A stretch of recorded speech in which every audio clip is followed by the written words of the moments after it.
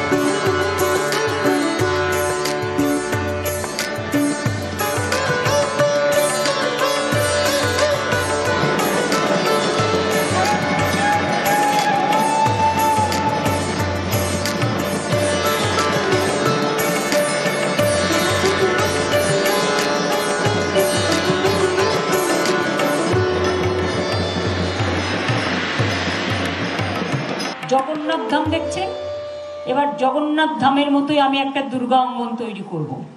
আমার জমিও দেখা হয়ে গেছে এবং যেখানে সারা পৃথিবীর সব টুরিস্টরা আসবে। আমাদের অলরেডি প্ল্যান হয়ে গেছে, জমি খোঁজা হয়ে গেছে। এখন শুধু কাজ করতে কমপক্ষে তোমাকে তো 2 বছর সময় দিতেই হবে। অত বড় মন্দির।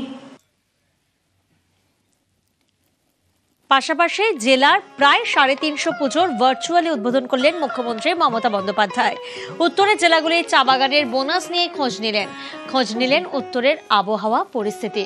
পুজোর সময় দায়িত্ব নিতে বললেন এলাকা। পুজো কমিটি সবাই আছে, এসপি ওখানে দেখছি।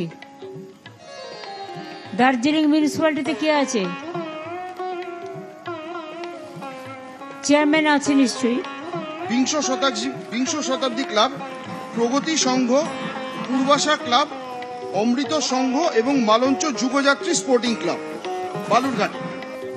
ঠাকুরটা খুব সুন্দর হয়েছে, আর নিচেটা ওদের একটা কার্পেট, দেখো ওদের একটা সিস্টেম আছে, কার্পেটটাও খুব ভালো হয়েছে, কালারফুল। শ্রদ্ধেয় মুখ্যমন্ত্রী যে পুজোগুলি উদ্বোধন করছেন সেগুলি হলো চারের পল্লী সর্বজনীন পুজো কমিটি বারাসাত, উদয়রাজপুর হেমন্ত বসু সরণি সর্বজনীন দুর্গোৎসব কমিটি মধ্যমগ্রাম, নপাড়া দাদাভাই সংঘ বরানগর মিউনিসিপ্যালিটি, নেতাজি কলোনি সর্বজনীন দুর্গোৎসব কমিটি লোল্যান্ড বরানগর, উত্তর দমদম 14 পল্লী সর্বজনীন দুর্গোৎসব। গতকাল শ্রীভূমির পুজোর উদ্বোধন করেন মুখ্যমন্ত্রী মমতা বন্দ্যোপাধ্যায়। আর আজ মহালয়াতেই শ্রীভূমির কি ছবিটা সরাসরি আপনাদেরকে দেখাবো। একবার দেখুন, মহালয়াতেই ঠাকুর দেখার উপচে পড়া ভিড়। প্রতিনিধি ইরন এই মুহূর্তে আমাদের সঙ্গে রয়েছেন, সরাসরি ইরনের কাছে যাব। ইরন, আজ মহালয়ার সন্ধে এবং আমরা শ্রীভূমি থেকে যে ছবি দেখছি, মনে হচ্ছে তোমাকে তো অষ্টমীর শুভেচ্ছা জানাতে হবে।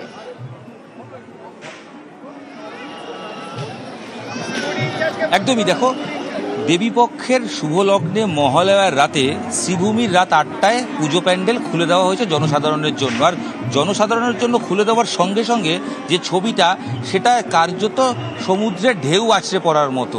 মহালয়ার রাতে যে পরিমাণ ভিড় হচ্ছে কেউ বলবেন না এটা আর যাই হোক কোনোভাবেই মহালয়ার রাত। তবে এটাই ট্র্যাডিশন, শ্রীভূমি পুজো প্যান্ডেল এটা নতুন নয়, বছরের পর বছর আমরা দেখেছি যখনই প্যান্ডেল ওপেন হয়ে যায়, মুখ্যমন্ত্রীর হাত ধরে গতকাল ওপেন হয়েছে, তারপরেই মানুষ কিন্তু চলে আসেন দ্রুত প্যান্ডেলটা দেখে নেওয়ার জন্য।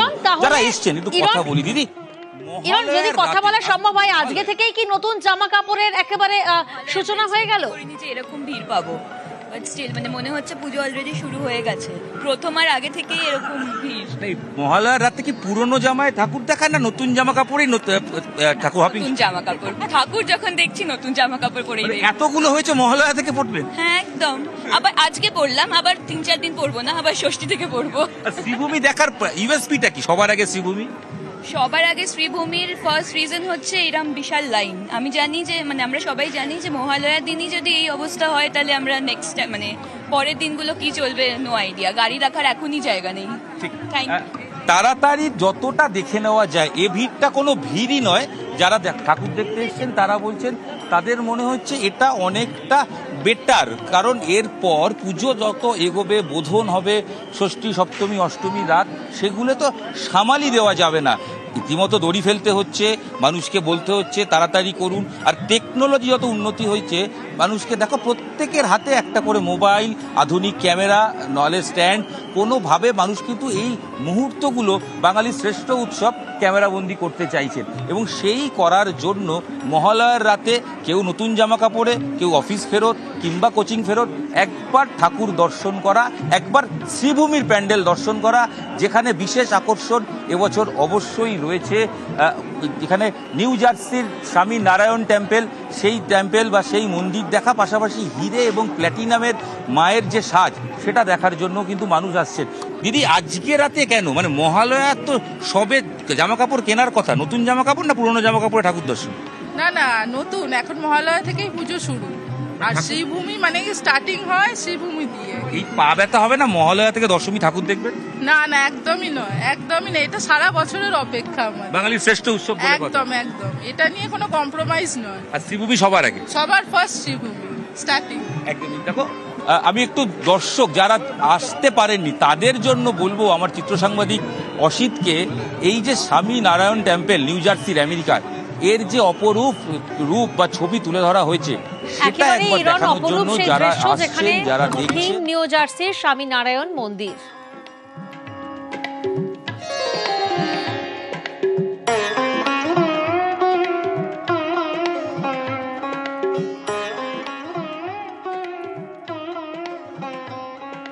আর কলকাতার সেরা পুজোর মধ্যে যেমন শ্রীভূমির নাম আসে, তেমনই মুদিয়ালির পুজো না দেখলেই নয়। শ্রীভূমির যেমন ছবি আপনাদেরকে দেখালাম, মুদিয়ালির পুজো মানেই আমরা জানি থিমের চমক। এবার এই বারোয়ারি পুজোর থিম আত্মশুদ্ধি। রবি ঠাকুরের গান, সকল অহংকার হে আমার মিটাও চোখের জলে। দেখুন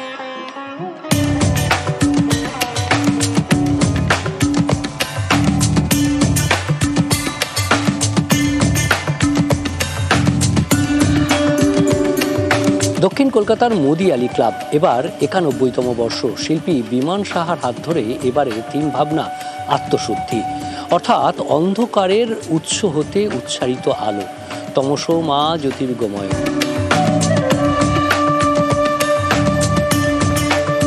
আমাদের জীবন খুব জটিল হয়ে পড়েছে, আমরা ক্রমশ প্রলোভনের দিকে আমরা এগিয়ে চলেছি। তো সেখান থেকে মুক্তি হবার একটাই উপায় হলো আত্মশুদ্ধি। আত্মশুদ্ধি নিজের অন্তরকে নতুন করে চেনা, অর্থাৎ আমাদের মনের অন্ধকারকে আমরা কিভাবে দূর করব তারই একটি উপায় হলো আত্মশুদ্ধি।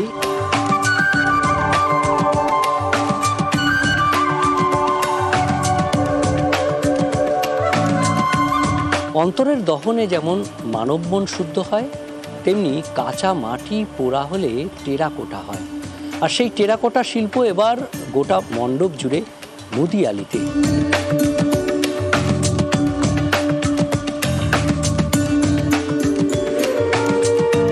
মণ্ডপে টেরাকোটার শিল্পের সঙ্গে শিউলি একাত্ম হয়ে যাবে, আর এই ছবি ফুটে উঠবে এবার মুদিয়ালির পুজো মণ্ডপে। ক্যামেরায় বিপুল ঘোষের সঙ্গে বিশ্বজিৎ সাহা, নিউজ 18 বাংলা।